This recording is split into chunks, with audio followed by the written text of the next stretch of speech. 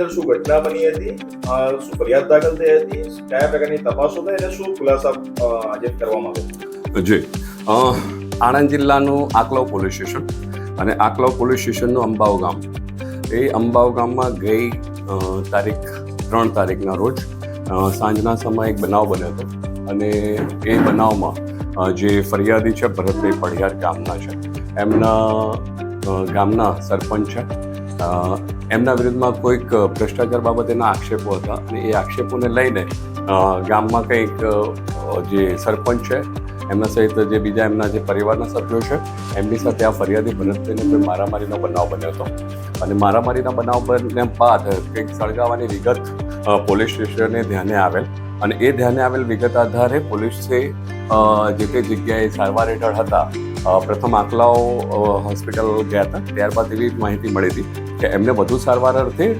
Vadodara refer કર્યા છે, જેથી ત્યાં પોલીસ દ્વારા રૂબરૂમાં એસએસજી હોસ્પિટલ ખાતે એમની ફરિયાદ લેવામાં આવેલ છે અને એમના જણાવ્યા મુજબની ફરિયાદ પોલીસ સ્ટેશન ખાતે દાખલ કરવામાં આવેલ છે અને એ ફરિયાદ અનુસંધાને હાલ પોલીસ તપાસ ચાલુ છે.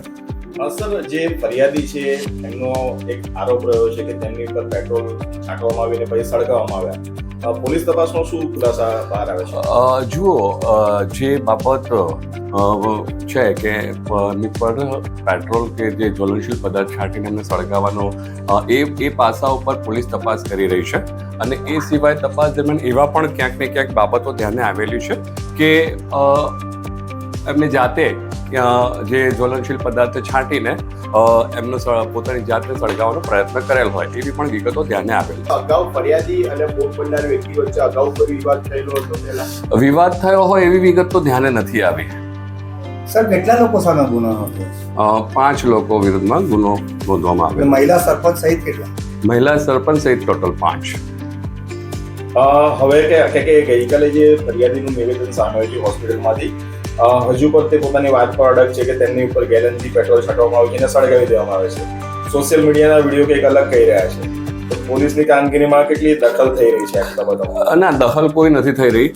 જે પણ તપાસના અંતે સ્પષ્ટતા થશે, જે પણ તમામ પાસાઓ ફરિયાદને અનુરૂપ જે લખાવ્યા છે એ મુદ્દાઓ પર પોલીસ દ્વારા તપાસ થઈ રહી છે.